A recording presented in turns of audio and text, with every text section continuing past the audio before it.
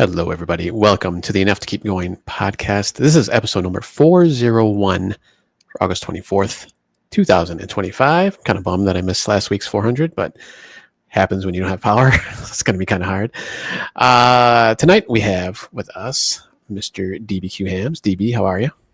I'm glad you have power back. We saved you a piece of cake. It's a little hard. My dog's licked all the frosting off, but you know, thought that counts. That's the best part. That's all right. And of course, Mr. Game Logic with his techno background there. How you doing, Game? I'm good.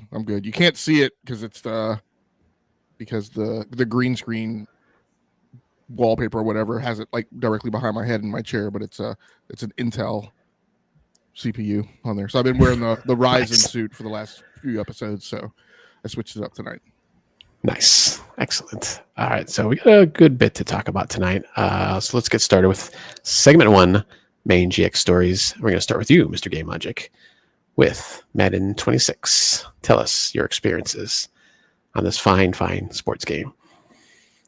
Yeah, so I don't have too much to report on it. I think DBQ did a fairly good job with the rundown right in the lead up to it. I did wind up picking it up on Xbox. It's been years since I've played Madden. It's kind of analogous to my decade-long layoff of Call of Duty and then coming back. So, but I'd been having a really good time playing College Football 26 on PlayStation, and like Xbox came up in my rotation, and I was like, but I really haven't played anything new there. A lot of the really good stuff that's out, I had already bought on PC in the first half of the year before I came back to console. So I was like, you know what? I think I'm going to pick up Madden. Like, there's elements of college football, and we'll talk about that later in the show, that are less patterned than like the behavior of like football games. Like it's kind of like way back in the day, Madden, it was like plays kind of like worked the same way like almost every time. Like in like the running game was very predictable. And it's different now. I think the AI is a lot more like responsive. Different things happen. Coverages get blown. And it feels a little more, at least varied, not necessarily realistic, but at least varied. So I was like, okay, that's my experience in college football. I think I'd like to go back to Madden and kind of experience that as well. So I did grab it. Like I said, I haven't gotten too deep into it. I'm playing the Cincinnati Bengals. I played through, I think I played through all of my preseason and maybe my first seasonal game, regular season game. So I did not do well in preseason. I think I wound up going like 1-2, but I think I won my first regular season game. There is a slight graphical upgrade. We talked earlier in the year on how college football seems like there's a slight graphical upgrade from last year, and Madden seems like a slight graphical upgrade above even where college football 26 is now. So that's appreciated. You obviously get a lot more variance with nighttime games and domes and lights, and like the lighting effects seem a lot more refined and impactful than they do in like the college football game. And maybe that's because a lot of the college football games are during the day, and they're not inside like closed domes in some cases. But I think the only other thing that I've really noticed is that I will say it feels like the engine is heavier and more detailed. And that's fine. It doesn't necessarily impact the fluidity on the field, but at least in the menu UI, and actually at DBQ, I want to say you and I had this conversation like a few years ago, much more pronounced than I think I was playing like a version of Madden, like in Game Pass or something like that. But because I've gone back and forth and I'm playing both games now, it feels like the menus, like the playbook menus, are just a tad bit stickier in Madden and not quite as fluid. In terms of moving from one to the other? Yeah, how quickly they cycle, like when you go into a formation playbook and then go into the sets in the formation and then cycle through to actually get to a play. It does feel it doesn't natively feel laggy, like if you were just playing Madden, but when you're playing Madden and college football, right, it feels like there's a little more. Yeah, I think they're definitely snappier in college football. One of the big complaints against 26 online has been just the lag in the menus in general, which has been existing in Madden for a number of years, and it's waxed and waned in terms of the amount, but this year seems significantly egregious in the player upgrades. Like when you have players to upgrade and you click on an individual player, that there's even running on an Xbox Series X, PS5 Pro, something with a fast enough processor that there's still a lag there. And so that if you're noticing that in the plays, I think that is part of, at least at this point, the code. It definitely seems like it's in the past years, it's been something they've patched to try to improve. So we'll see if that comes out as well. Yeah, and I'm not hitting it in that specific use case because again, the way I'm entering most sports games now is I'm going in and I'm just letting the computer do like everything off the field. And so I haven't actually dug through that stuff. But one thing that you did bring up is I really love how over the years, and it's kind of weird because I felt like Codemasters, when they were not owned by EA, was picking up on a lot of this stuff from EA and 2K in kind of the story elements in some of their sports games. And now that Codemasters is part of EA, I feel like what's happening at EA is a little bit of kind of backwards pollination, where in Madden, it's super interesting as I took over the team that one of the things that popped up was that a player wanted to have a meeting with me because they wanted to talk to me about where they were on the depth chart, and they wanted to start this year. And so like we had a conversation and I said, I'm not really certain that's where you are now. Let's get through preseason, prove yourself in preseason, and then come back and talk to me before the season opener. And then so he came back and I told him, you're really doing good. I saw improvements through preseason, but you're not quite there yet. We're not going to start a new halfback. And then that character had their response. So it's similar to what's in Codemasters in the F1 series because F1 went through this thing where they went hardcore with campaign and story. And I think the first year they did it, like it wasn't optional. Like you had to start in Formula 2. You did a few races. There were story elements and cutscenes, and then you could go like to the Formula 1 season. And over the years, they've backed off of that, and now they let that stuff be optional.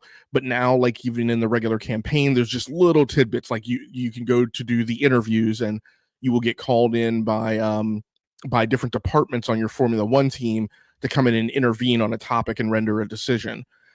So it feels like them learning how to just salt some of those things into the regular camp, like a dynasty campaign or a franchise campaign, without like overblowing it and like just only giving you the option to either have zero character elements in it, right, or full blown character elements in it. And I think they're really kind of landing at on a good spot with that right now.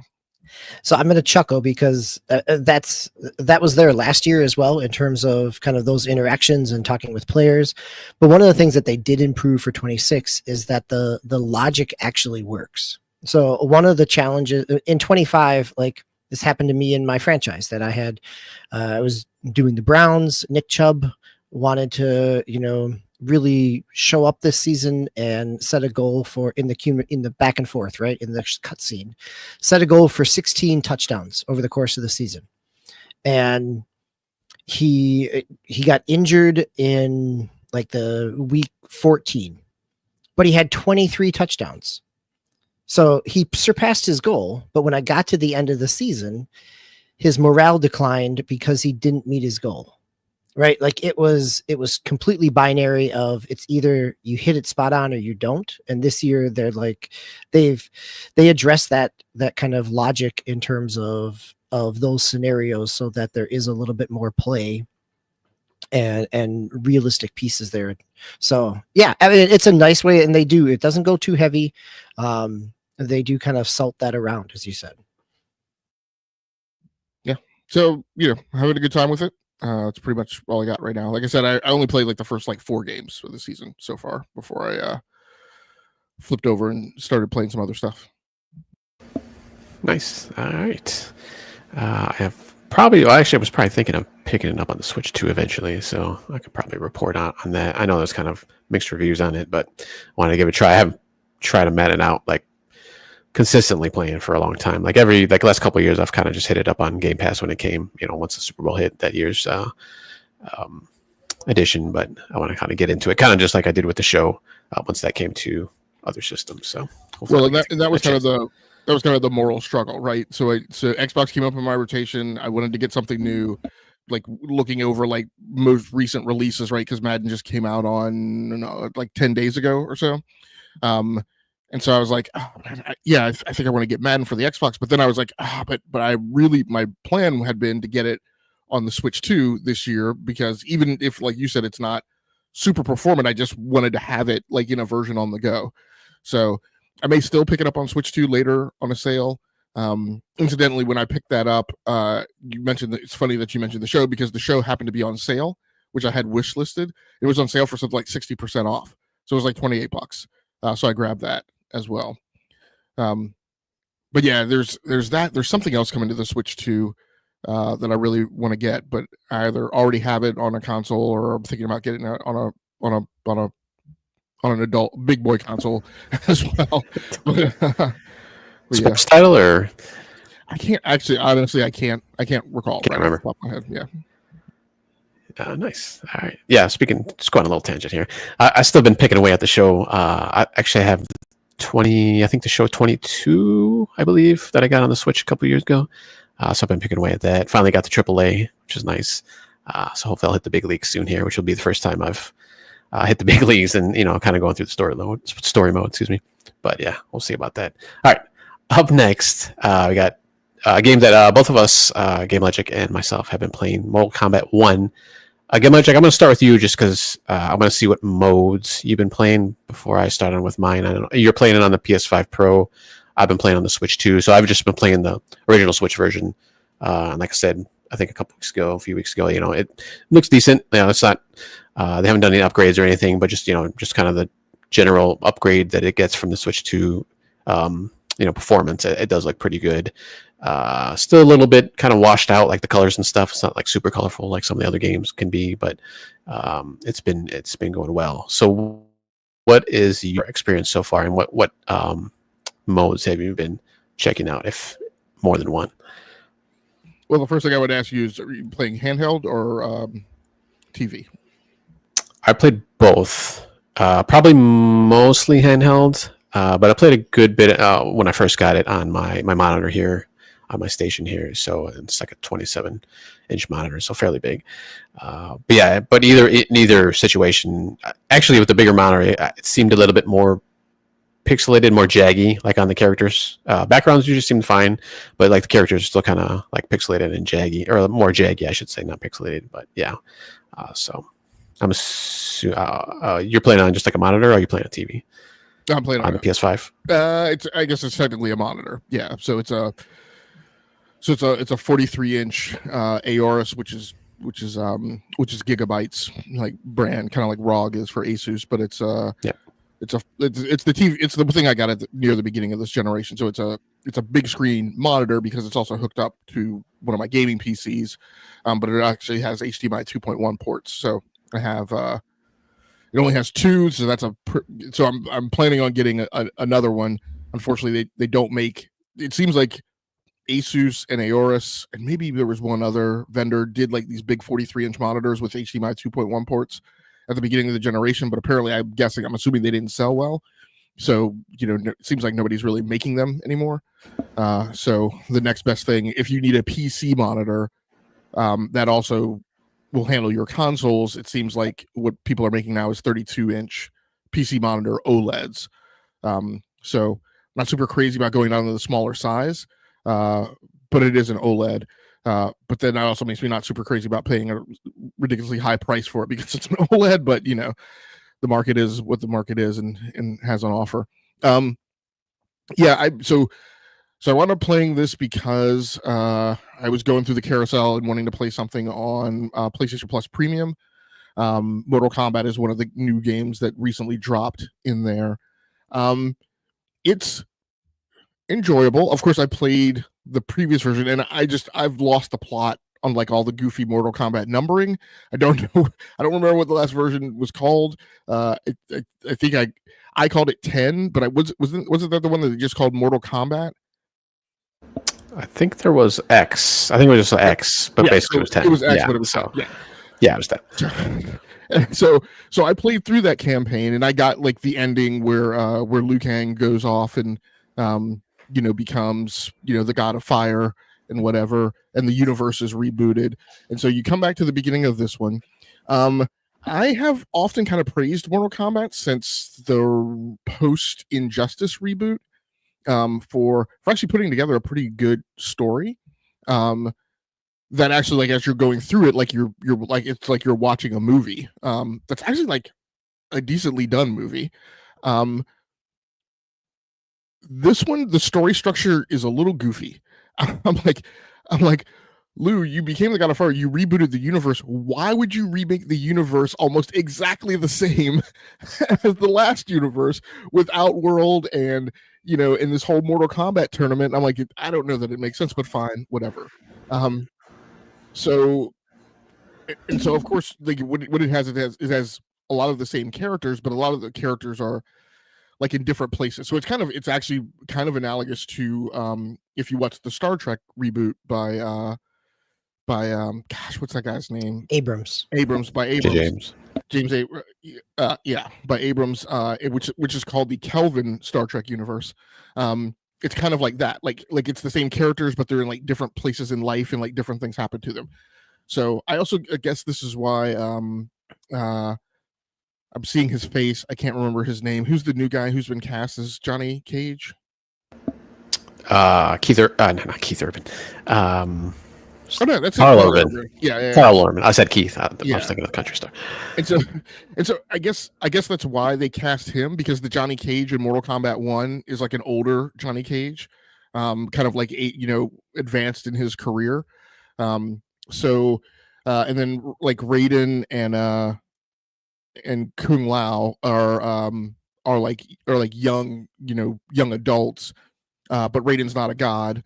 And so they're together, but they haven't become champions. So none of these guys have like become champions. And the one guy, I think he's the guy who is again, I'm not a Mortal Kombat expert, but the guy who is blind, is that Kenshi, the sword guy. So when you meet him, he's Kenshi, but he's not the Kenshi from the previous ones, because he's not blinded yet. So it's all of this kind of stuff and set up. Gameplay wise, man, I really, really, really, really miss the Injustice era Mortal Kombat games that were 3D.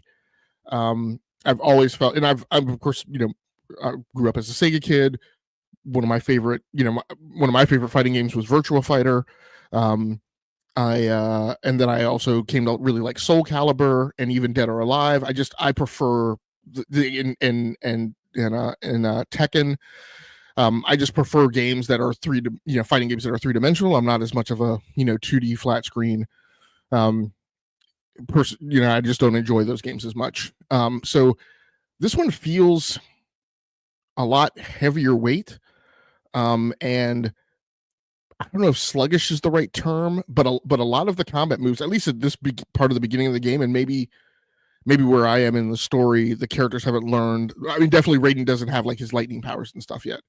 But it definitely feels like it's less of kind of Street Fighter sensationalist type of like fighting, and a little, and Marvel Capcom kind of, fighting on speed, and everything's very heavy and deliberate. And maybe to a certain extent that makes it maybe more realistic, but I also find right now it feels like there's not like a ton of like rapid fire, like jab type of moves. Punches are heavier, but they take longer, right, to execute.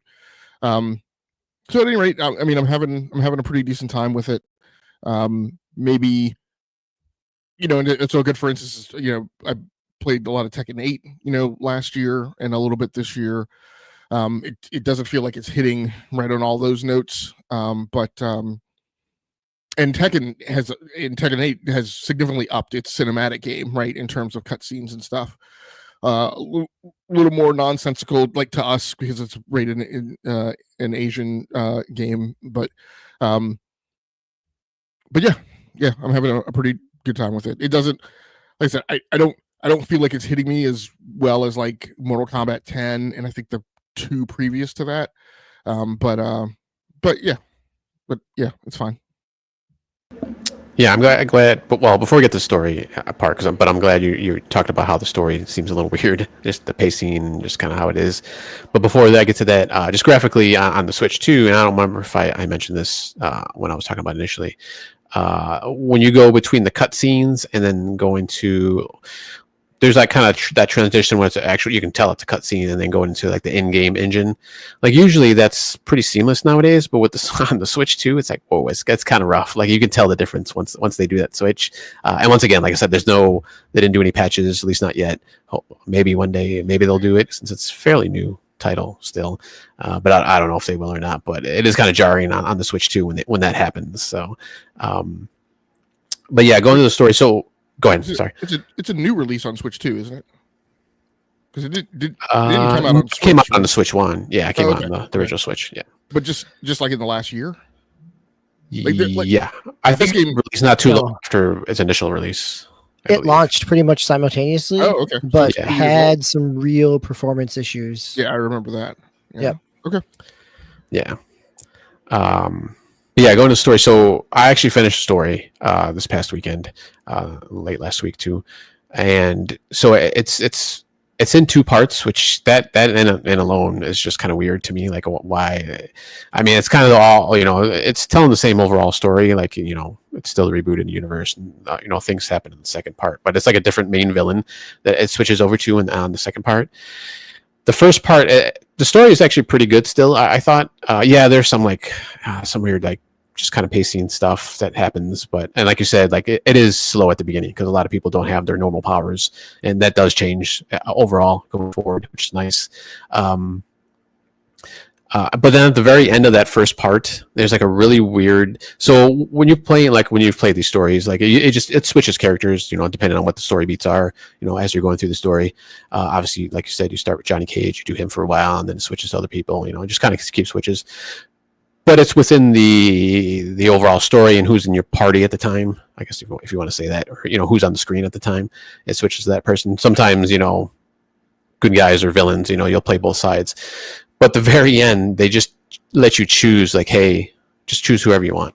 And it has to do because it's kind of I don't want to really give it away, but like a multi-universal story that it kind of comes about eventually.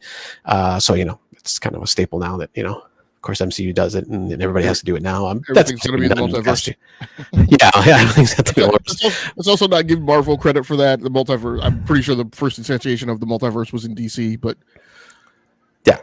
yeah, I think they popularized it. Obviously, it's been around for a long time in comics and even TV. Like Sliders and Fringe and stuff like that. It's been around, but I think they kind of like even more brought it into the forefront. But like I said, that part 1 story ends, and then it jumps to like totally separate story. And like I said, a main villain, and that second, but that part 2 of the storyline it seemed like it was super rushed to me. It didn't. The main villain was just like, okay. I thought he was kind of lame, to be honest with you. Like I get it where they got him from, but I was just like, okay, whatever. But I mean, overall, I still like the story. It was still pretty good. I mean, the acting is usually pretty good, which is kind of weird for like a fighting game, storyline and campaign. But everything like that was like really, it was really good. But I don't know what happened with the storyline. And I thought for some reason maybe that second part was like part of a DLC or something. I was going to look it up and I completely forgot. I didn't have time.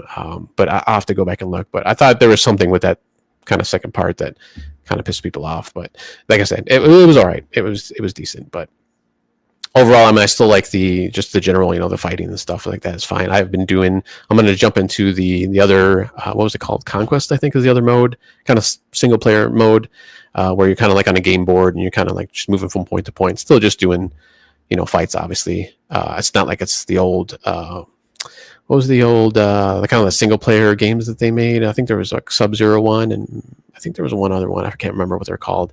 But it's not like that. It's just like a, kind of like on a game board, and you kind of move place to place. But that's kind of cool. You get to unlock different stuff too when you're doing that, and you get in-game money to unlock stuff in the store, stuff like that. So that's kind of cool. And then they give you different challenges within each like section as you're going through this little place. So there's like a demon that's always on the screen, or your health is half. Just kind of goofy things like that. But I'm going to start going through that a little bit more and kind of play with that. And then of course they have the towers, which has always been a staple of a lot of the Mortal Kombats, where you kind of just fight through the tower, and I haven't even touched those yet, but I'll hit those up eventually too. But yeah, it's overall, I mean, I'm enjoying it. Like I said, it's they usually do a pretty good job. Just the story, I don't know what happened with the story this time around, but hopefully they kind of correct things with future installments or whatever they're going to go to next. Maybe they'll go back to DC or something and do some more Injustice stuff or some other kind of storyline. But yeah, it was good, I think.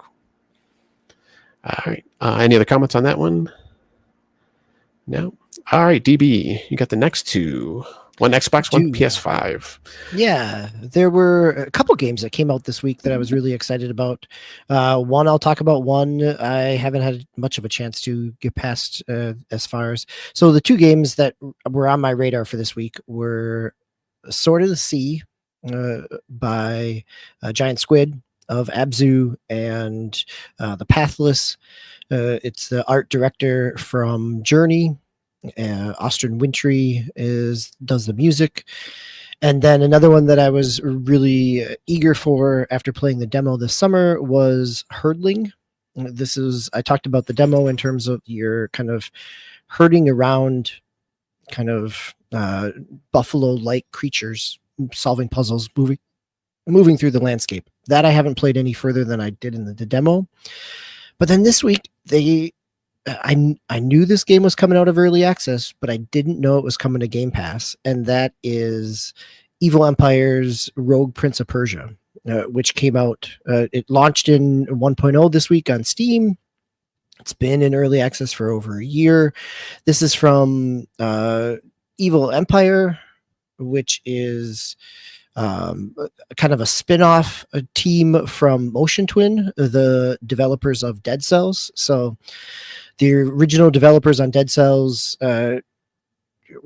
wanted to move on to some other things. Evil Empire was some people from that team, and they were doing a lot of the DLC maps. And so they spun up their own studio, and this is their kind of follow-up after working on Dead Cells.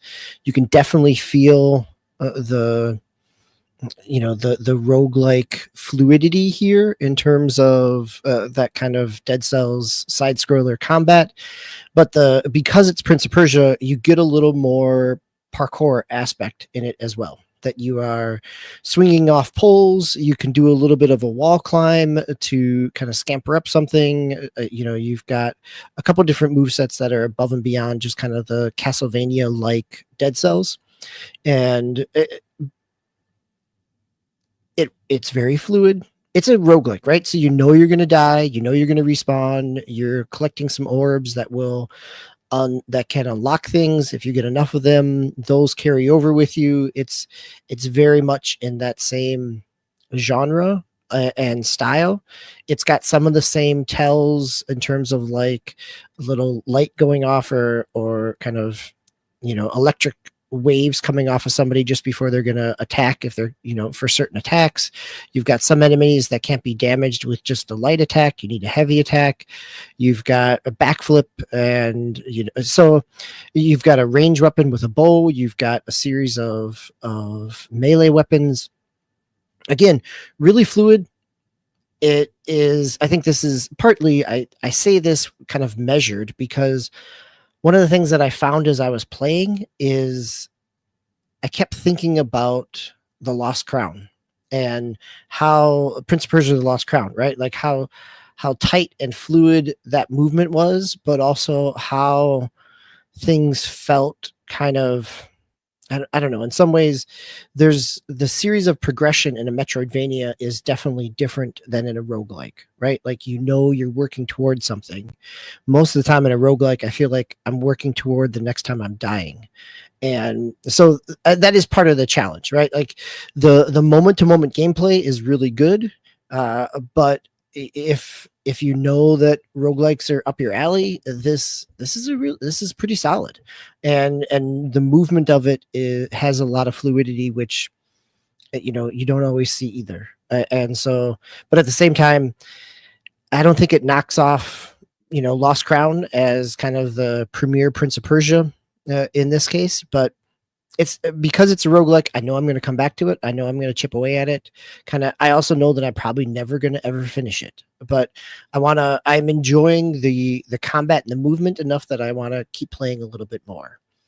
So, and that is actually the exact same in terms of enjoying the movement that has drawn me into the Sword of the Sea. So Sword of the Sea launched on PlayStation 5, as Game Logic you were talking about with PlayStation Premium, that, Mortal Kombat was on there.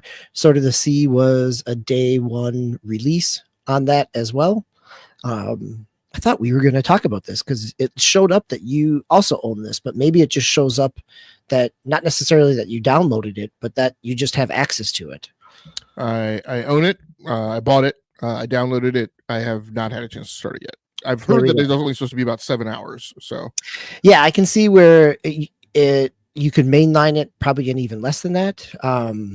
So this is Journey with a surfboard sword. Basically, you are moving around a desert. You are a warrior of the sea, brought back to life, and what you are is basically rehydrating. You're bringing back the ocean and water and plant life to this desert area after a fall of a kingdom, a giant battle. This kind of, so there's, as you move around, there's little kind of pillars or little obelisks that will give you a little bit of story pieces. I'm only in the second section. So the first section, you're solving a number of different puzzles, you're moving around, and at the end you kind of get a tease of something larger. And I'm just moving into that second piece because I spent a lot of time just enjoying the movement, right? It's a snowboarding game. It's a skateboarding, snowboarding game that there are specific times when you're thrown into the equivalent of a half pipe. And, sometimes you need to do that to get up to a higher ledge, to go back and forth to build up momentum. Sometimes you can do tricks. And sometimes, you're asked to score a certain piece, a certain threshold on a trick. But as you unlock things, you can do more tricks. You can string tricks together. You can float in the air a little bit longer so you can pull tricks. But the movement it's very fluid. It's also very Zen-like. Like, I find myself just kind of, floating around, surfing around, jumping off the waves, doing a few tricks, trying to find a spot of the desert that I haven't watered up, guessing that there's got to be a puzzle or a platforming. It's not really puzzles, right? Most of the time they are kind of platforming challenges to get you to the right spot. Yeah, go ahead. So 2 comparison questions then. One, is it a bit Spider-Man like in terms of just like, so sometimes you're in Spider-Man for a lot of people, not me, but some people just like traversing, like it's Spider, like they'll just go in and they'll just spend time like traversing the city, right, on the webs, because the web swinging is so good. The other comparison I'd like to hear your thoughts on is, it also feels like to a certain extent, there may be some feelings of similarity to Ali World. So I'll say there's a New Game Plus, and the New Game Plus kind of gives you a full-on kind of score tracking HUD. Like right now, the HUD is very minimalistic. It's very much about the vibes and the exploration of the world. But the New Game Plus leans into the fact, like, yeah, we just made a pretty cool snowboarding engine. with tricks, and so it doesn't have that Ali feel, because Ali world is very tight in what you're trying to, not only are you trying to get to a certain spot, you are also trying to oftentimes hit a certain score, things like that. Like, I think in the New Game Plus, you kind of get there a little bit more, like it leans into that. This first piece is very much kind of exploration. And I think you could probably mainline this much faster if you are trying to go from node to node to kind of hydrate it up, unlock the puzzle, move on to the next spot. Like, there's a lot of other hidden spots. Like, you could see something, you're up high, you can see something, you kind of can figure out how to get there. Again, it's kind of that platformer-esque. I think for me, at this point, the narrative is not its strong suit. It is very much it's a relaxation, kind of lose yourself in the moment. And 45 minutes later, I'm still cruising around trying to find another spot to open up. So it's effective in that way. I think if you're going for something that's much more tighter focused in terms of propelling you to an objective, there's not a map that I can find. There's not a objective marker. You are very much, you're put into this world to experience it and try to figure out how to kind of deduce where to go next, how to find what unlocks the next space. So I had one question I wanted to ask you, and I go back to Rogue Prince of Persia. But Tao, did you have something on Sword of the Sea? No, I actually had a question for Prince of Persia, so you can go ahead. And also, hello, Soil Tech. Thanks for joining us. So my question on Rogue Prince of Persia. So procedurally generated levels, is that correct? I believe so. Okay. I have to go back and double check, but I believe it's procedurally generated levels because you're respawning, yeah. So procedural generation has a tendency to either be pretty good or pretty bad. What's the feel on this one in terms of level generation? Solid. I guess I would say, like, it doesn't feel cookie cutter. It feels that it also doesn't feel, again, I'm early in the game, right? I'm only been playing a couple hours, and dying multiple times in that, right? Like, I think that it doesn't feel the genericness that you can kind of feel, or oftentimes you're right, it either feels very generic or it feels kind of Frankenstein together. Like, the art style of this is a lot of building kind of backdrops and kind of cutouts that you're able to run along a wall. It at this point in the visual design, it's not throwing me into a whole lot of new environments. So potentially I could, maybe it starts to wear a little thin, but really the procedural generated feels, actually, to me, it feels even better than Dead Cells in terms of, but I think also because there's more verticality here, where in Dead Cells is very much like a, Castlevania Symphony of the Night. Like, there's verticality, but you're basically jumping from one level to the next or moving side to side. Here, because you have a little bit of a wall run, you've got a couple more parkour pieces. There's, there were times where I was doubling back thinking that maybe I missed something, but no, there's just multiple paths to get you to the next spot. And so it feels really good in terms of the procedural generation.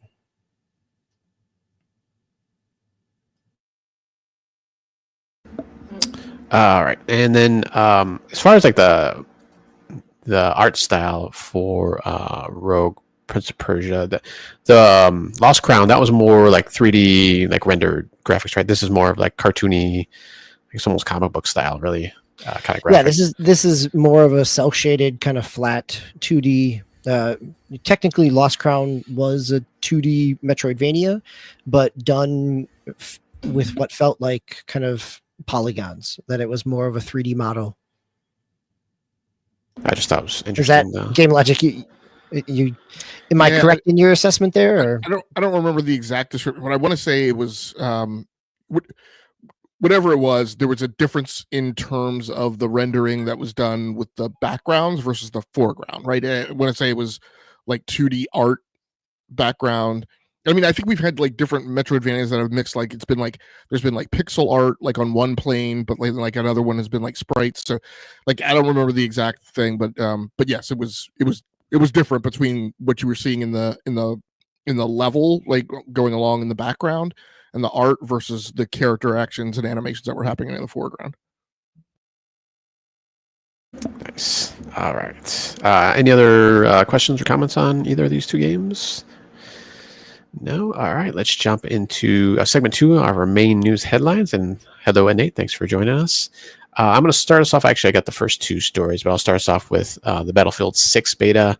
And this article I got here from VG247. Battlefield 6 is making some big changes for the beta to address slide, jump, spam, weapon recoil, and playlist options. So kind of jumping in here, and this is from Sharif Syed. The Battlefield 6 beta is well and truly behind us by EA's own admission. It had the most players in Battlefield history for beta or otherwise. There is clearly a significant interest in the game. Beta has garnered a lot of criticism, so I'm going to jump into some of the things they're talking about here on changing.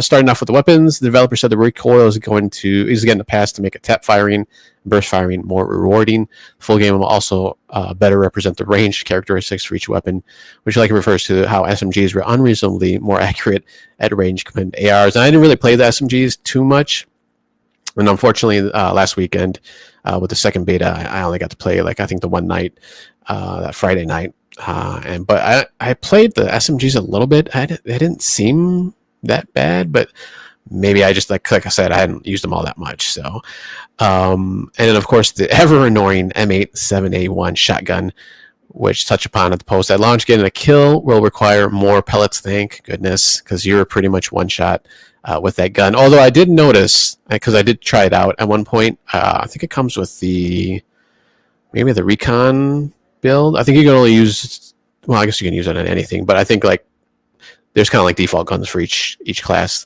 even though you can use all weapons, or most all weapons for the classes. But I think it was like defaulted with the recon. The one shot kill was actually after you like unlock a bunch of attachments and put all the attachments on, because it actually when you get killed, it'll actually show you obviously who killed you and what the actual gun it kills you with, and also all the attachments they had. So I did notice that every time I got killed, they had the shotgun was pretty much geared up. So, but still pretty annoying. I mean, people were unlocking them fairly quickly, and maybe that was just because of the beta too. Maybe when the next game, when the full game comes out, full release, it might be a little bit longer to unlock each thing. But we'll see. While Battlefield Studios does touch on discrepancies between time to kill and time to death in some situations in the post, the issue remains under investigation. So we'll see what happens there. Movement-wise, I know there's a lot of people who are kind of comparing it to Call of Duty as far as like kind of the jumping and sliding and kind of all that stuff. In response, the full game will reduce the horizontal momentum carried from a slide into a jump. Consecutive jumps are also being penalized with lower height for each one. So I guess that kind of makes sense. Comparing it like straight to Call of Duty, especially 6, I mean, it took me a while to kind of get used to the Battlefield kind of slide and jump, more so the slide, just because it's a lot more forgiving in Call of Duty. You slide a lot longer, a lot faster, and in Battlefield 6, it was pretty short, I thought, but maybe they're more comparing it to maybe kind of like past Battlefields 2, or maybe it wasn't as long or whatever, but I didn't see the problem. That's just me, though. Did you run into any sweaty movement kitties? No, all over the place, and no, like jumping around and stuff. No, like I tried to hopping, feigning omni movement. I mean, I'm gonna honestly say I tried to do that stuff, but I really couldn't do that with Battlefield 6 because it just wasn't there like Call of Duty. So I don't know. Maybe other people were finding other ways to kind of jump around and stuff, but I didn't really see it that much. And when I tried it, it just was a no-go. It was a death every time. The inaccuracies gained by firing while jumping or sliding is also being increased.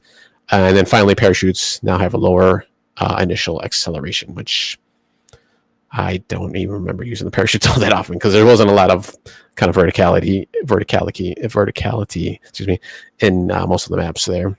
Some parts here and there, but it was basically kind of on the ground. Speaking of which, map exploits are the next on the list. You may have seen instances of players reaching out of bounds spots, mainly on rooftops during the beta, and the developers working on making them impossible in the final game, which I did see in the Cairo map. There's kind of the one section in the middle with a lot of like 3, 4, 5-story buildings. And you could get up on there. At one point, I think it was in the first weekend, someone had put like a spawn beacon. There was like a bridge on one side, and I don't even know how they got up there because you normally wouldn't be able to get up there. But they put a spawn beacon on the bridge, and then from the bridge you can jump onto like the buildings on the roofs and kind of jump across. And I did it the one time just because the guy put a spawn beacon on. My squad mate put one up there. And yeah, you could get on and get up on there, and then you're pretty much you're just firing death from above. So that'll be nice. If you're a sniper, you can pick them off. So it wasn't too bad. It wasn't too annoying, but obviously. If you have a lot of good people, they can pick you off.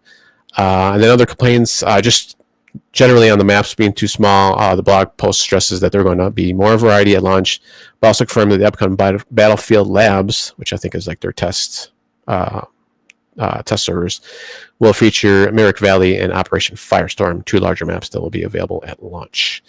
And then just kind of rounding out. Talk about the rush mode that it was too small. The maps that they showed, it was only 12 on 12 for those maps, and they were pretty small compared to past rush modes. But I guess the new breakthrough mode, which I don't think I played that one at all. I guess that's kind of like the new rush where it's a larger maps and kind of going back and forth with or trying to take the objective and kind of pushing your way forward if you're the attacker. So I guess that's the new rush mode, which will have the large maps. And then they're talking about just the player counts again. Like basically, it's just going to depend on the map. Sometimes you'll have, obviously like I said, with the rush is 12 on 12. But then the regular maps will have either 48 players or a full 64, depending on the size of the map. So it's good that they're they're listening and they're going to adjust stuff, especially with the weapons, because it was annoying with that shotgun and just some of the other weapons, kill time and stuff like that. So it looks like they'll be doing all adjustments. It's coming out October 10th, PC, PS5, and Xbox Series XS. So it's definitely one I'm probably going to pick up. I did have a lot of fun with this one. And just kind of, I was playing Battlefield 5 before this, and just kind of comparing the two. And yeah, it does seem like there's a lot of improvements with a lot of stuff. I didn't really see too many graphical errors. Even with this beta. So looks like they have at least that pretty well buttoned down. Like, sometimes like when you would shoot somebody, they'd like going like 50 feet in the air or something, but that was pretty rare when I would see that. But otherwise, just kind of that weird glitches and stuff I didn't really see a lot of. So hopefully they'll have everything set for the come-in release. So sounds good. Any comments or questions? Any of you guys thinking of picking it up? No Battlefield for you guys this time. I'll see how long it takes me to get through the 10-hour trial. And oh yeah, I forgot you got 10 hours. Yeah. Cool. All right. Let us jump on to the next news story. Excuse me. This is from Game Industry Biz from Vicky Blake. Cloud Chamber lays off unspecified number of staff as Rod Ferguson is parachuted into lead trebled Bioshock 4 production. And I'm going to start with actually the original article, which is kind of halfway down. Bioshock 4 developer Cloud Chamber has reportedly appointed former Diablo boss Rod Ferguson as studio head and laid off an unspecified number of staff. Firaxis veteran Kelly Gilmore departed earlier this month after Take-Two Interactive reportedly overhauled parts of the upcoming Bioshock and reshuffled its leadership team following a failed internal review by publisher 2K Games. Excuse me. At the time, people familiar with the situation claimed the next entry in the Bioshock series recently failed a review by executives at 2K Games, with the game's narrative highlighting as needing improvement. And then now Bloomberg's Just Try reports layoffs of Bioshock 4 developer as Rod Ferguson takes over as Cloud Chamber's new studio head. And then it just kind of goes into Ferguson saying, "Would you kindly allow me to share some news? Some of you guys, I'm returning to Take-Two to lead a series that means a lot to me as the head of the Bioshock franchise. I'll be heading up Cloud Chamber and overseeing development of the next Bioshock game. along with the franchise extensions like in development Netflix movie, which I completely forgot about. So that should be interesting. And then kind of jumping back up to the update, which was on Wednesday, August 20th. It's basically just 2K confirming everything. They had 2K Games has confirmed it's to reduce the size of the development team working on Bioshock 4. Sharing an internal Cloud Chamber memo with our sister site Eurogamer, 2K president David Ismailer told staff we made the decision with studio leadership to rework certain aspects that are core to the Bioshock game, and I'm doing so. And in doing so, I think I will say, and reducing the size of the development team to focus on this work. And then he just goes on to talk about Rod and kind of basically everything else in this article. So interesting. We saw Rod leaving Blizzard a couple weeks ago. We had that story, and jumping headlong into the Bioshock development. So any comments on this one? I just thought it was kind of interesting that I'm just kind of surprised we heard about it so soon. Like, it's only been a couple weeks. So yeah, that's what I was gonna say. Normally when we see these transitions in the industry, like the person leaves and like literally by the time they announce where they've landed, you've forgotten the news story that they had left. So it is pretty, it almost, unless it's also not atypical for a person to have actually already have left a studio, but then like the news story did not drop until weeks after they've gone. But like, if that was happening in real time, it was literally like 2 weeks notice. Like he left and then he popped up at 2K 2 weeks later. So yeah, it's interesting. Fingers crossed. I love the Bioshock franchise. It's one of those few that that I really think of as like a thing that like I play, like in terms of like being highly engaged with the notion of the franchise. There's not a lot of games that I really latch on to as far as like each incremental chapter. Bioshock is one of them. So yeah, I look forward to Bioshock 4. It will be interesting if we get. Do we have a release date for Clockwork Revolution yet, or is it 2026? I think it's a 26 game. Okay. Yeah. So it'll be super interesting if we get Clockwork Revolution next year, and then a Bioshock 4 in 2027 or even 2028, just kind of like in the notion of two kind of steampunk games woven in kind of that immersive sim wrapper, and even maybe we'll even get Judas right from the other development team, from Ken Levine's development team. Yeah. Yep. So it could be fairly interesting. Of course, unfortunately, when those things happen, like if you're into that stuff, it would be really great to just say, hey, I got 3 games of like in a bucket of like stuff that I'm interested in. But unfortunately, what will happen is the 3 will be compared to each other, and one will be evaluated as as the best or worse than the others, or like, and I'm like, it may just be enjoyable to like just enjoy 3 games, right, that are kind of woven in that same tapestry. Yeah. Ken Levine, he did all 3 of the original ones, right? Or he did the first one and Infinite. The second one was 2K2. Yep. But he was still heavily involved with the second one, I thought. I thought he was a consultant or whatever. I'd have to go back and look. I remember it being like Irrational was out there talking about it being kind of heretical, of it's not their Bioshock, and but I'd have to go back and kind of go back through that time period. Yeah, you might be right, or you might be wrong. Not like wrong. Fair enough. I might be crazy. The chance. What sticks in my head is I feel like, and I could be wrong, I feel like that is definitely the shtick with the Arkham games, right? Where there's an Arkham game when the Montreal, that they do not acknowledge, like but I want to say like there's a different feeling with this one, but I could be remembering it wrong. Because 2 was still in Rapture, right? Bioshock 2. Yeah. Yes. Okay. Because then 3 was something. It was like in the clouds and different story and all that. It's Columbia. Yeah. Yeah. I mean, I think this is Rod Ferguson's resume, is the fact that he stayed at Blizzard after a game had shipped and with it into kind of sustainability and annualization mode. His back and forth with Coalition. This is coming back to BioShock because he was at Irrational and helped ship Infinite. Like, he's very much, and the industry or the games press tosses around the term closer, but in some ways, this type of coming in at a project to me feels like this is somebody who enjoys that challenge versus kind of the sustainability of annual, battle passes and all the other pieces. Yes, definitely. All right, so we'll have to see what happens with BioShock 4. All right, let's jump into the next news story.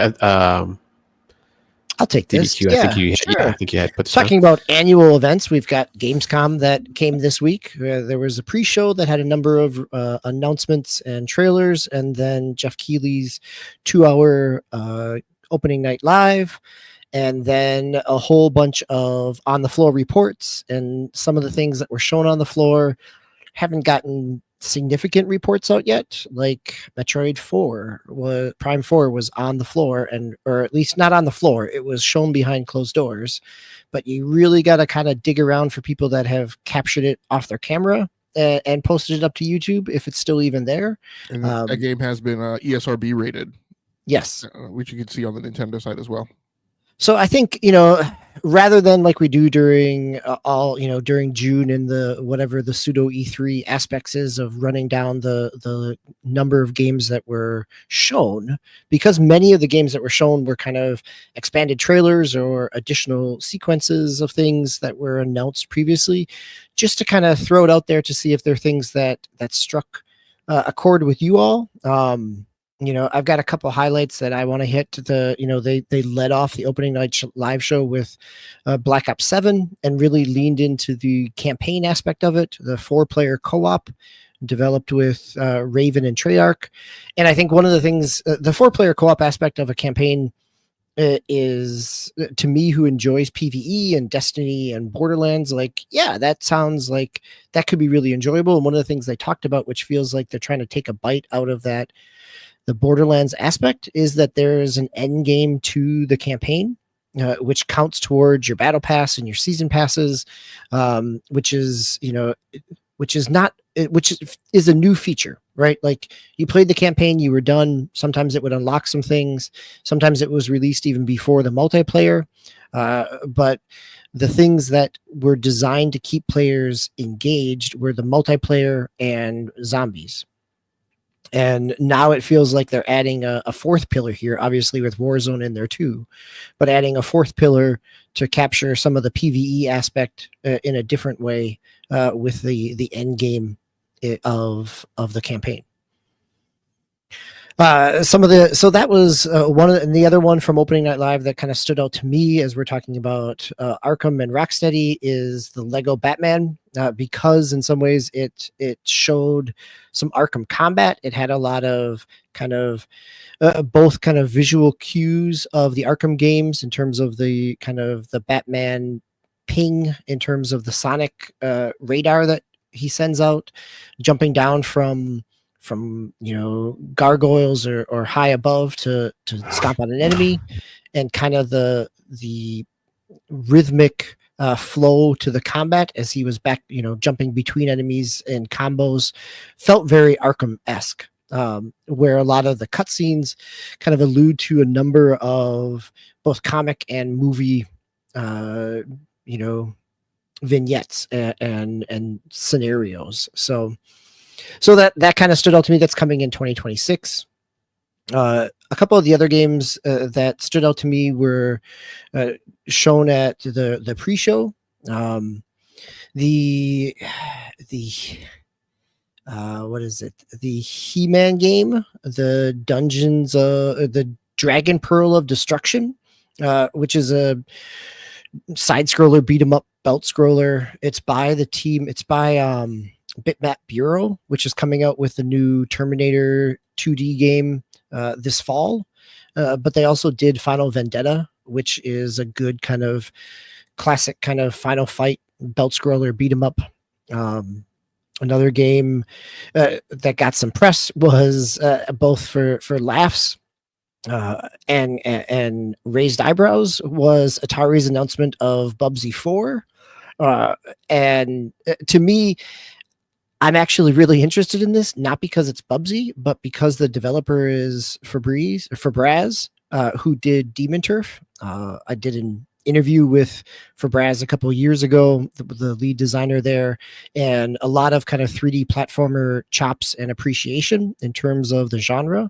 So potentially some interesting things there. And one final one that I'll hit is can't remember exactly, but it's Star Trek Voyager. It's a survival game that you are going through, making your way back through the Alpha Quadrant, but as a survival game. You're faced with some of the same choices that the cast had, the story had in canon, and have the ability to kind of change some of those choices as well. So that seemed pretty interesting, just from a Star Trek kind of fan fiction type of way. Anything that stood out to you guys over the course of the couple days of the show? Obviously Call of Duty. I'm gonna pick that up. I got Game Pass, so it's kind of a no-brainer. Yeah, it's good. It's kind of nice with the global progression, so you don't have to just keep playing each mode. Kind of like how, and this is the first place I've seen it. And my apologies if they've done this other places, but kind of like Fortnite, where wherever you're unlocking stuff, it unlocks everything, for all the other battle passes, Lego Battle Pass and OG and all that kind of stuff. So it's kind of nice they'll start doing that here in Call of Duty. I think maybe next month, maybe even October, they're supposed to do a little bit more in depth for the multiplayer. End of September is the multiplayer. September, okay, yeah, and probably zombies too, I'm assuming. So that'd be nice to see. But yeah, the co-op campaign looks pretty cool. I really like that. That's, I think, first for Call of Duty, as far as I know. So that's very interesting. Kind of jumping down, Onimusha, which we've seen before, Way of the Sword. That just looks really good. I just like the animation. Once again, kind of like that kind of turn-based style game. I always forget what it's called, but that's been released lately, and I think they just released on Switch too. It just looks really good. It just looks just really cool and smooth, like just kind of the gameplay and stuff. Batman, I didn't realize it was open world, so maybe I'll check that one out. I really did like sometimes those Lego games, like the more kind of linear ones, they just kind of, I don't know, it gets kind of boring after a while. Like I like the original Marvel superheroes, like that was kind of an open world. You could just kind of do stuff, and you're unlocking characters and costumes and stuff. So hopefully this will be just as fun. There's the Lego City, I believe, was the other one, where you kind of play as a cop in the Lego City world. That was an open world one too. That was pretty fun. So I'm excited for that one. Of course, Pokemon, they showed a little bit of that. ZNA.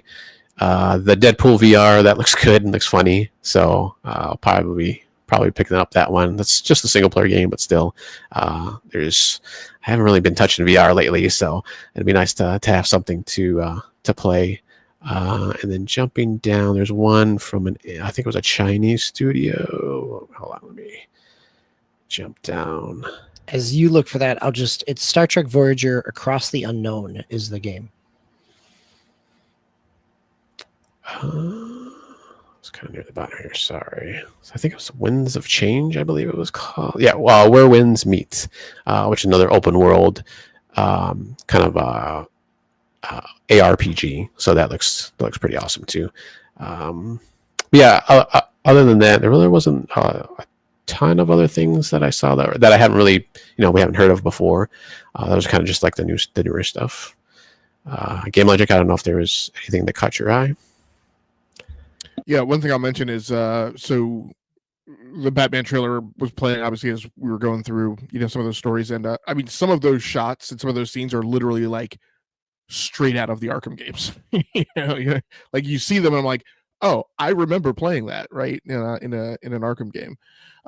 For me, I kept my list fairly tight just because I felt like I've put so many things on my watch list from Summer Games Fest. That I was like, I don't think. I mean, there were things that caught my eye and caught my interest that I'm interested. But like without dates on them, I'm like, well, we've got time to see when those games land and kind of dig into more of what they're about. Black Ops 7, I like the idea of the co-op campaign. I'm not a super huge fan of the PvE. And if it's a match you go into one time, and like however it turns out is however it turns out, and it still gives you the notion that to see the ending cutscenes of the campaign, I have to like get together with my team, and then get into this 32 player PvP match, right, and play it, and who knows how long that match is going to be. It just seems like in an era where my wariness for gas games is gas games that require a lot of baggage, and so you think about the prospect of fair games, and like Ready or Not. I mean, some of these, the problem with these games are like they're not something that I know that I want to invest in unless I'm together. Helldivers too, they're not things that I want to invest in because I don't want to play those games with randos, right? I want to play them with a full team, and so having the 32 player PvP match right on top of that at the end of the campaign, I'm just like, okay, whatever. Like it feels like they're trying to crowbar me into multiplayer, and I'm like, but I don't want to play multiplayer this year. I just want to play the campaign and then go on about my business. So we'll see how that turns out. The thing which it should be obvious to you guys and anybody who knows me is the thing that I was probably most amped up about out of the show was Dawn of War 4 coming for PC sometime next year. So kind of go back 21 years ago to when the original Dawn of War dropped, kind of kicked off a renaissance of Warhammer 40,000 games, which is still going strong to this day. Dawn of War Remastered, I think, just dropped on PC maybe a couple of weeks ago. So that's obviously a thing that I want to get back and pick up. But like it was one of the kind of culminating points of like my interest in RTSs. It was just a wonderful game from one of my favorite studios. Of my top 5 favorite studios from Relic. So Dawn of War 4 is not being done by Relic; it's being done by a new studio who I haven't had the chance to dig up on. But everything that I saw looked good from that trailer. So I'm super excited about that next year. I was also very interested in Onimusha. I plan to check that out and play it. One that popped up, which I'm not. I don't think we know quite what this game is yet, and the art style kind of gives off a notion that it may be a gacha game. So it'll be interesting to see, as we find out more information about it. But I was interested in Arknight's Enfield, which was a game that seemed like it was one part action game, but then another part kind of city builder, base builder kind of game with some RTS elements in it. So be interesting to see just kind of how that mix goes down. For the first time, I was interested in the Europa Universalis game coming from Paradox, which I think is actually out this year. So it's actually out it's actually out on November 4th. And then I was super interested to hear about Indiana Jones coming to the Nintendo Switch. It's unfortunate that it won't be here till next year. I mistakenly got confused and thought it was coming with the drop of the DLC here in September, but it doesn't hit till next year. But yet again, another game that I haven't been interested in making time on my dance card for on console or PC. But having it in portable format where it's something that I could take with me and just kind of pick away at and nibble at does make me interested in it when it arrives next year. Just for a follow-up, the Dawn of War 4, the game is being done by King Art, which did Iron Harvest, the kind of 1920s mech RTS. That's the one. I want to say the shtick with that one is that it did not land well, but has been improved over time and now has a really strong following with a high approval rating on Steam, I think. That's what I remember as well. Like, it's been out since 2020, but they've kind of continued to update it. And at this point, its Steam rating is mostly positive. So, yeah, they've done some based tactical RPG adventure games. So kind of the portfolio. All right. So just clicking around here. Let's jump into our final news story. Game Logic, if you want to stay on the mic, got some new hardware or new accessories for the Switch and Switch 2. Yeah, I pulled this into the rundown because I am on the lookout for an additional Pro controller on the Nintendo Switch 2, which I'm looking, I'm interested to track third-party options as I start landing. I had one last generation. It turned out not being my favorite Pro controller, but it was just an alternative to the main one. This Nintendo Switch 2's Pro controller, I don't know what's going on with it, and I don't know if maybe I've just got a lemon, but I've noticed that with mine, it drains battery power very quickly when it is on standby. So when I don't have it on a charger, it seems like it runs out of battery power in like 3 days, which is just super weird to me because the original Pro controller, it's like I wouldn't charge that thing for weeks. Like I wouldn't play my Nintendo Switch, and then I'd be like, oh, this once a month, like I want to go play my Switch, and my charger would have power. So it's super weird to me what's going on with it. Like I said, I don't know if I have a bad one or that's just the design. Kind of funny you'd say that, actually, because I just saw a Reddit post talking about that some people were having that issue. Not like it didn't seem a lot, but there's like a few people here and there that were having that same issue when they had it just kind of sitting there. It would drain pretty quickly. Other people were fine though, so I don't know. Yeah, the standby power just seems like something wonky. So I don't know. This news story over on Nintendo Life, Gillikit unveils new premium controllers compatible with Switch and Switch 2. News article by Ollie Reynolds. Gillikit has unveiled 2 new premium controllers at its booth at Gamescom, both of which will be fully compatible with the Switch and Switch 2. Dubbed the TT Pro and TT Max, the design is kind of a cross between the Xbox and PlayStation, utilizing the former's overall shape, yet shifting the left analog stick to the bottom for a more symmetrical design. The controller was originally showcased last year as the Libra Max, but Gillikit has since been hard at work finalizing the design and specs. Both models utilize Gillikit's brand new 720-degree tension adjustable TMR analog sticks. Yes. With adjustable star ring RGB lighting, rumble motors with a total of 9 adjustable levels of vibration, smart trigger technology to let players toggle between mouse-like micro switch triggers and pressure-sensitive analog Hall effect triggers, and of course, gyro aiming. So there's a lot of good stuff in just the stuff that I just read, and I didn't read the whole article. But number one, obviously, to combat stick drift, we had the innovation of the Hall effect sticks, which are kind of like the bee's knees and the buzz right around the space. But a further improvement on top of that is TMR analog sticks, which are magnetic.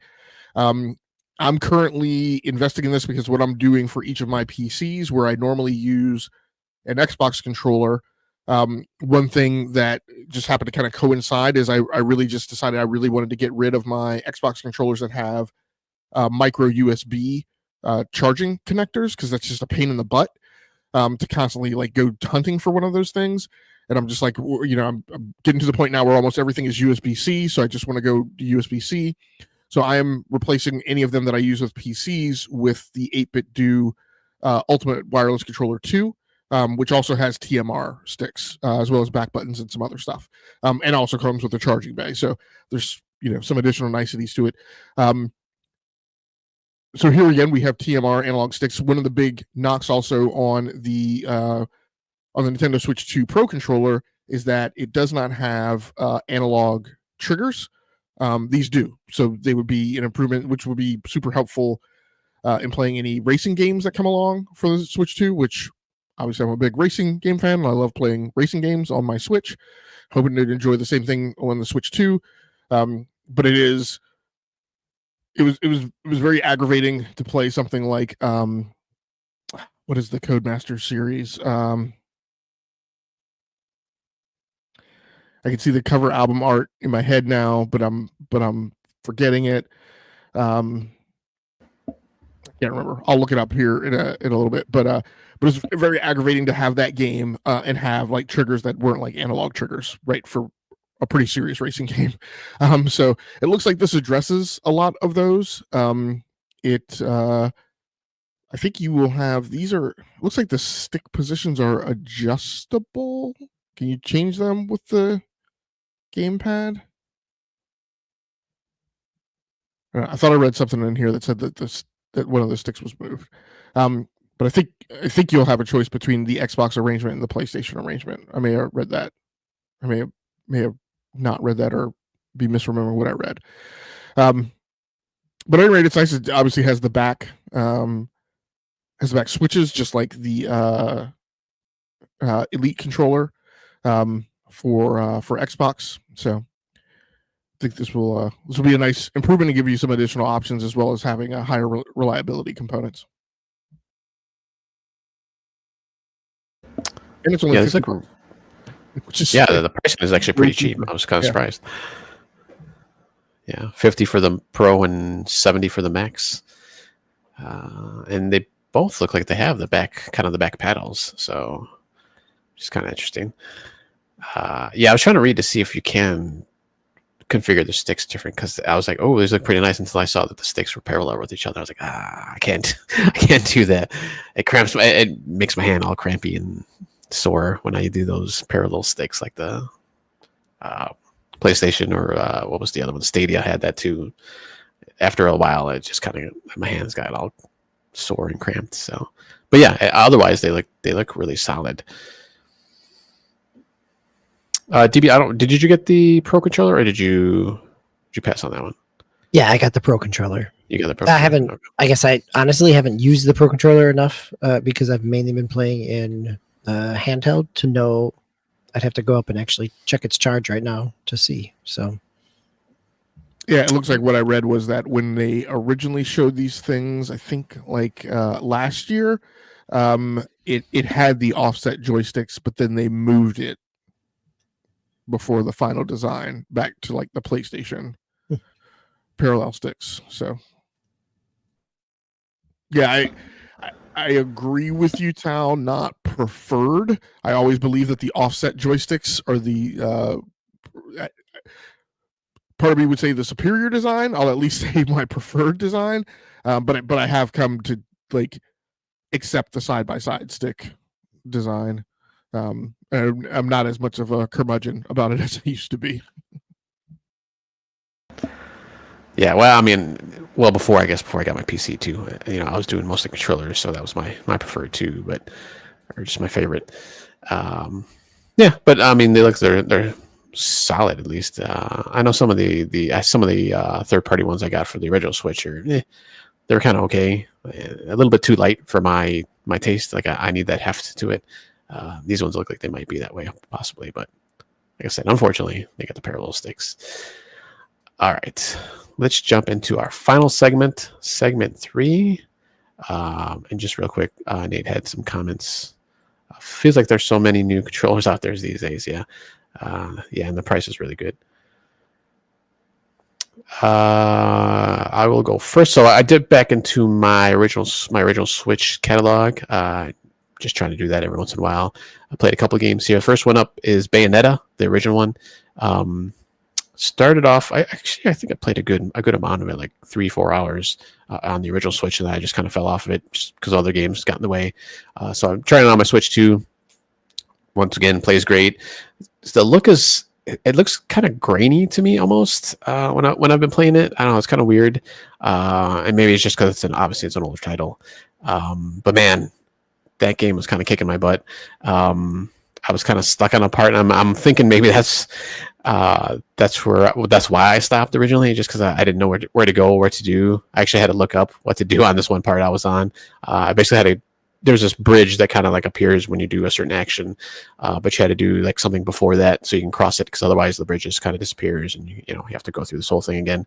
But I had to look that up because I didn't know what the heck I was doing. It probably part of that was too that obviously I hadn't played it for a long time, so I was trying to get used to everything. But then once I got past that, I'm just kind of going through doing all the fighting and just kind of stuck on a boss now. I think I know how to beat it, or a mini boss, how to beat it now. But it's pretty cool because when I first started with this boss, kind of just in this little room, it's like a dragon, like a 2-headed dragon, which I thought it was just one head, but eventually it like breaks apart the room where you're in, so you're kind of like flying up in the air, as you're fighting this thing. So it's kind of like, swaying back and forth, and you kind of see the background, and the other dragon head comes out, and it's really cool. That's one thing I liked about the series, is always have these big kind of like spectacular fights and stuff like that. So that's definitely one that's going on right now.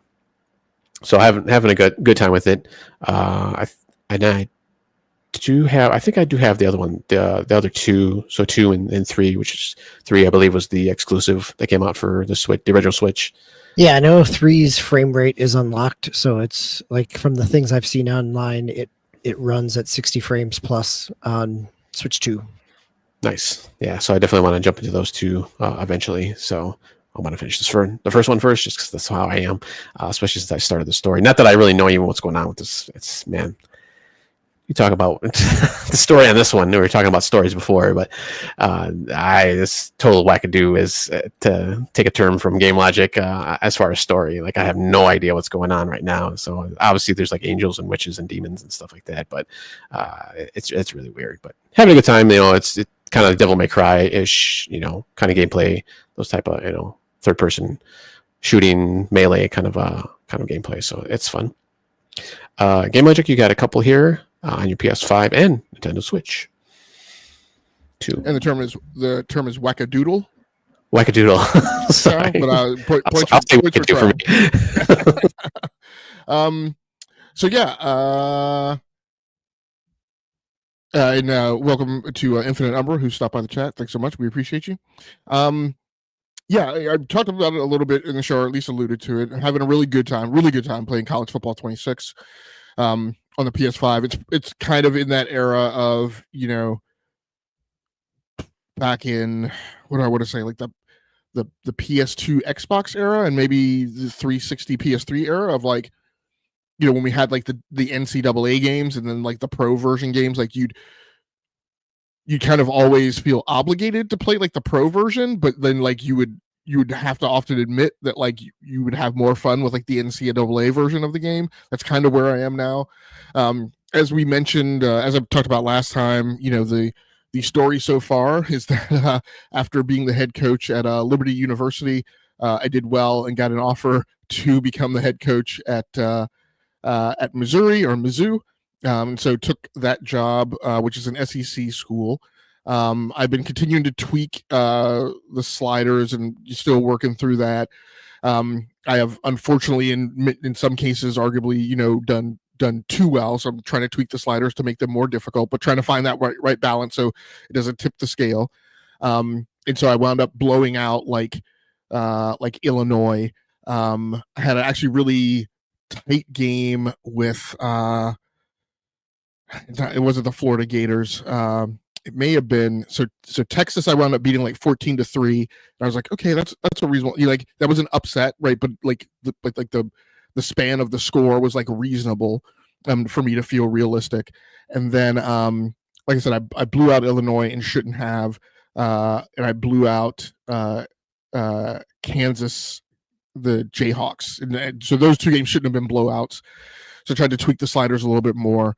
I just finished a nail biter with the Florida Gators, which I wound up winning. And arguably based on power rankings, they're a little bit better. Like, I'm an 81 overall team, they're an 87. So again, like the score, because I wound up winning, I think like 24-21. It was actually a really great game the way it came out. It's we got out ahead.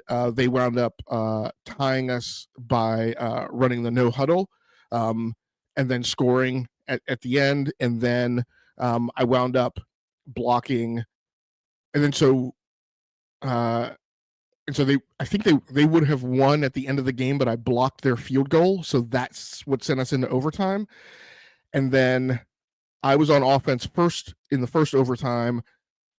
They stopped us, but I hit the field goal, which pretty amazing because I have a really unreliable kicker. I have a kicker you do not want to put the game in that guy's hands. And then we held them. They were going to kick a field goal. We blocked the second field goal in overtime. So we wound up winning the game 24-21. So again, the whole point of like when I play these games is, you guys have been hearing this for over a decade, is trying to tune it right to the point where it like you feel that drama, right? And it feels like a realistic kind of simulation of like a franchise and a coach's career and a dynasty. And so I'm still kind of so I've had some I've had some games that are definitely kind of hitting in that point where, quite honestly, I wish I'd lost to Illinois and the Jayhawks, and then those other two games that were tight that I won that were upsets would have felt like a little more like realistic, like for the season. So we're still trying to figure that out and try and find that right tuning balance. But in the meantime, and as I mentioned last week, right, to DBQ, I'm happy with myself because I've learned how to run the RPO, learned how to get the pass off before I get called for illegal receiver downfield. That's what's driving me nuts now.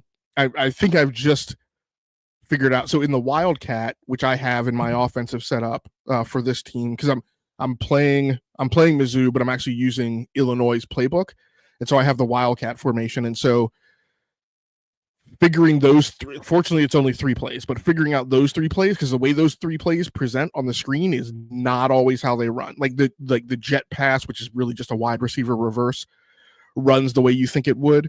Then it took me a while to figure out, like they run it in, it's like a double lateral. So your quarterback lines up as a slot receiver, and then there's like a double lateral. It's like the halfback lines up at quarterback, hands it off to the wide receiver who's running the reverse, but then the wide receiver tosses it to the quarterback, and then you're supposed to throw this pass play. So figuring out how exactly that works took me a while.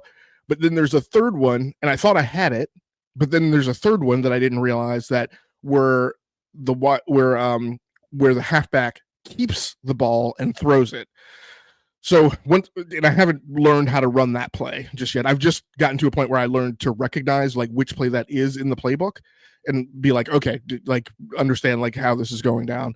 But we're getting there, and so it's a lot of fun. I think we mentioned it before, but I really like, they really up the game on like the pageantry of the game. Like there's like with Mizzou games, at the beginning of the game, there's like a guy who's like banging on like their big drum in the stadium. There's the guys the ROTC guys who fire like the little tiny artillery cannon when you score a touchdown. So there are some nice touches in there. I didn't realize they karaoke, the stadium crowd karaoke's along with like some of the popular like pop tunes that plays. Last thing I'll mention, I think the really big thing that I realized today, we often give these games kind of short shrift in terms of like their attention to detail. But I just realized today when I was watching an auto roll replay, right? So I didn't replay it; the computer was just doing it. But the animation on the sidelines of the team, like, and this is happening in real time when the play is going down, but then it also like presents obviously when they're doing the replay. My halfback broke for like a 60-something yard run, like for a touchdown. And when you look to the sidelines, right, as he like breaks like the tackle that bursts him into the open field, like people are on the side like winding their arms, like go go go. People are jumping, and so like it's like I said, there's really, and this may have been there last year and I just didn't notice it, but like the game's doing a really good job with, like I said, with the pageantry and the window dressing and the stuff that goes along with all the on-field action. Which obviously is the core component that they had to nail first, but hopefully now they've got that under their belt and they can continue like tweaking, the stuff that's going on the sidelines and in the stands and all that kind of stuff. Oh, I think I've got the next game too. Donkey Kong Bonanza. Yeah. So DK Bonanza, I've been playing that. I was playing that this week in a handheld mode. I was playing it last week in handheld mode too. It has an unfortunate thing of often when I'm doing this, I'm doing it like very late at night. Like I've done like my main core gaming, and I'm just going to like nibble away at DK Bonanza. And as much as I rail against the game and criticize it for having this whole digging a hole to China kind of gameplay loop aspect in it, that is often the thing that hooks me at the end of the night when I need to be going to bed and winds up keeping me up till 2 a.m. Right. But yeah, I'm having a good time with it. I this time in this gameplay session, so Umber mentions I love when devs add in all those little bits of detail. But in this gameplay session, I can't remember what level I was on, but it was an elevated level. It's a cliff wall, right? I don't know. there's many of these skyscraper islands, right? You're on an island, and then like it goes, the root of the island goes down, like, you know, hundreds of feet down below you through the sky. And as I looked over the edge, I noticed there was a coin. There were a couple points where there were coins there. So I dug vertically down to the coins, and then I was digging myself back up, and I just popped into this room, which like literally the room was like solid gold. So obviously I, you know, did all the punches and stuff in the room together. There was one enemy in there, but then like once you clear that one enemy, like I said, the room was just literally solid gold. And I just happened upon it by complete random. Like had I not dug down to get to those coins right on the cliffside walls, and then just dug up, and I dug up at like kind of like at random. Like I didn't dig straight up. I was kind of like crabbing along at some weird angle, and then I just wound up hitting this room. So the game continues to kind of amaze, and obviously you have the transformations which help you get through, you know, some of the tougher enemies and stuff. But yeah, I mean, as much as the discussion now is about like Mario Kart, and eventually, you know, Metroid, like I don't know that there's another game in the library for the Nintendo Switch 2 that is more poignant of a reason for you to go get a Nintendo Switch 2, right? And to own a Nintendo Switch 2. Yeah, I would agree, right? It's a system seller, or at least it's the premier game for that console. Yep. Nice. No love for Kirby Air Riders coming up. Another racing game. No, not for me. I've never been a huge Kirby fan. Like, I mean, do we agree that like Kirby and Yoshi are kind of like the games for kids in like the Nintendo libraries that like don't have a very hard difficulty curve, and you know, it's something you can give to your kids. So because of that, I'm not in that pool. For me, I played, what was the Switch game? Yoshi's Woolly Crafted World? World? Or Crafted, one of the two. Yeah, Crafted World, I think, because Woolly was Wii U. Yeah. So the Yoshi games, I have said, you know, those are interesting enough for me from an artistic standpoint and from a game design standpoint, right? Game mechanic standpoint for me to get into, despite kind of the difficulty curve drop off to a certain extent. I'll leave the Kirby for somebody else. Yeah, no problem. All right, so my last game for this segment, I dip back into my well of Switch backlog. I jump back into Dragonquest Builders, kind of a more campaign-focused Minecraft where you can, you know, build up your base and build up a house and, you know, whatever defenses, whatever you need to. Within the world, it ran fine. Like even on the original Switch, I thought it looked fine, looked great. Here, it's obviously there's not a lot of pop in. Like if you're looking at stuff from far away, and seems to be a lot more enemies kind of around when I'm kind of traveling out of my radius of my base. But I just, once again, just because it's been a while since I played Dragonquest Builders, you know, I kind of had to not only figure out the controls, which is not too hard because it's kind of like every other kind of base building stuff, but just what I needed to do, because it's not obvious to me, or it wasn't obvious to me at the time when I first started again. But so trying to figure out what I need to do, and because there's like a teleporter that I can get into, and like I finally found what the quest was I was working on, and I'm like I don't know where to go. So I was a little confused. So I got to jump back into that a little bit more this coming week. I enjoyed it, like you know. And I was pretty early in the game too, I believe. I had a base built. I kind of have like this defensive wall around it now, because I know there's like every once in a while there's like you know, waves of enemies that'll come in and attack you. Or at least at the part I'm at right now. Besides just like if you wander around, obviously you can hit enemies and you know you can find them. But yeah, but it's pretty fun. I mean, I enjoyed it. DB, I don't know. Did you ever play the Builders series? I know there's at least a 2 out there. A little bit of the first one. Did not play much of the second. I played the first one on Vita, I'm going to say, all the way back there. Wow. Nice. All right. So that is it for segment 3. let's jump into significant releases for this coming week, and we got quite a few of them. On August 26th, we got a couple games here. Gears of War Reloaded coming out for PS5, Xbox, and PC. We got Helldivers 2 coming out for Xbox. It's the first time it's been on there. On the 28th, we got two more games. We got Kirby and the Forgotten Land, Nintendo Switch 2 edition, Starcrossed World, plus Starcrossed Worlds. I don't know, is that the Starcrossed Worlds? Was that a DLC, do you know? Or was that... it's a $20 DLC edition. I haven't seen enough of it to know how robust it is. But yeah. Yep. Is that new, or is that was from the previous game too? No, that's new. That is kind of their add-on of why they're selling a Nintendo Switch 2 version of Forgotten Land, is that it includes this DLC. Okay. And Forgotten Land was like that 3D.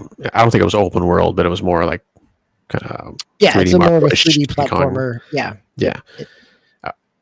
All right. And then we have Metal Gear Solid Delta Snake Eater. That's also coming out for PS5, Xbox, and PC. And then the 29th, Lost Souls Aside, that I'm not familiar with. Was that... I don't know who put that one in there, if you know what that is. That's the PlayStation 5 exclusive that's coming out next week. I'm probably not the best at being armed to give a description of this, but it is. I don't know that I want to say standard. It's a standard kind of 3D action adventure game with I think it's a dual, like it's a protagonist with like a character along with him that like gives him some buffs. And he's got a sword and has some traversal powers and things like that. So it's exclusive to the PlayStation 5. So also coming to PC as well on the same date. Yep. Console exclusive to the PS5. So lots of people are excited for it. Nice. And then finally, Shinobi Art of Vengeance, also coming out the 29th for basically everything. PS5, Switch, Xbox, and PC. All right, gentlemen, that is it. Anyone looking forward to any of those games coming up on this week, or gonna pass on some? Yeah, a couple weeks ago, or I think even last week, I was talking about Shinobi Art of Vengeance and the demos for it, and yeah, I'm definitely looking forward to that. It's by the Streets of Rage 4 developer. Nice. That's not a Metrovania though. It's just a kind of straight up. It's more of a straight up. Yep. Okay. All right. Cool. So I'm trying to show restraint. So next week is the biggest week of the year that we've had so far in terms of simultaneous releases that are big titles. Right now, Helldivers 2 Metascore is Helldivers 2, same Metascore that it's had. It's at an 82. Kirby and the Forgotten Land, and I don't know if this is the Nintendo Switch 2 version that's been reviewed, but it's Metascore 85. I think it's the original, because they haven't done any. Yep. Yeah. So we're still out. Jury's still out on whether or not the buff, right? The Nintendo Switch 2 buff actually makes it worth it. Metal Gear Solid Delta is at an 85. I don't know if that's the old one, or 86 rather. So, my point is, that embargo came out this week, so those are fresh reviews. Yeah. So my point is like, I don't right now. None of these games are tracking to come in as like bad games. So you've got 6 releases coming out next week that are probably all going to be pretty good. Lots of contention for time. I have pre-ordered Helldivers 2 on Xbox. Bit of probably an impulse buy, because like I do not know how I'm going to clear space on my dance card for that. I'm not going to play Metal Gear Solid Delta Snake Eater. I'm not going to get in on Gears of War Reloaded. But I had already banked a plan for Lost Soul Aside in July, right when I laid out my plan for August. So, and right now I'm not supposed to pick up Shinobi, but again, like that's a heartstring kind of purchase, right? Coming again, like I said, for being a Sega kid, so it'll be a little tough just to stay off of that. So we will see. And I haven't looked ahead to what's coming in September, but I know September is busy too. Nice. And I was just looking up Helldivers. That will be cross-play, so you'll be able to play between PC and consoles. So that's pretty nice.